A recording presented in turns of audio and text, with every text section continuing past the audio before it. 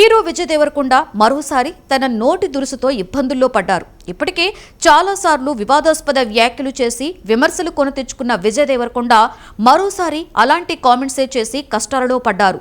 ఏకంగా పహల్గాం ఉగ్రదాడిపైనే అనుచిత వ్యాఖ్యలు చేయడం ఇప్పుడు సర్వత్రా కూడా చర్చనీయాంశంగా మారింది. విజయ్ దేవరకొండ పహల్గాం ఉగ్రదాడిపై చేసిన వ్యాఖ్యలు తాజాగా వివాదాస్పదంగా మారాయి. ఆయన వ్యాఖ్యలను గిరిజన సంఘాలు తీవ్రంగా ఖండించాయి. ఈ మేరకు హైదరాబాద్లోని న్యాయవాది లాల్ చౌహాన్ పోలీసులకు ఫిర్యాదు చేశారు.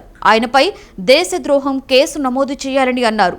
పహల్గాం ఉగ్రదాడిపై విజయ్ దేవరకొండ మాట్లాడుతూ గిరిజనులు కించపరిచేలా వ్యాఖ్యలు చేశారని, ఆయనపై గిరిజన సంఘాలు తీవ్రమైన ఆరోపణలైతే చేస్తున్నాయి.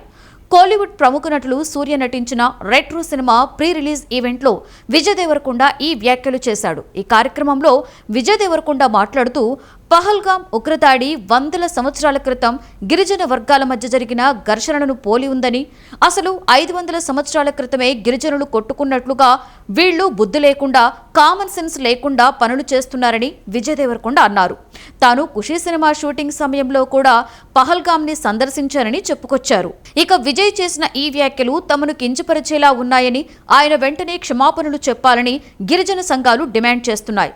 ఇక చౌహాన్ ఇచ్చిన ఫిర్యాదును స్వీకరించిన పోలీసులు చట్ట ప్రకారం చర్యలు తీసుకుంటామని తెలిపారు.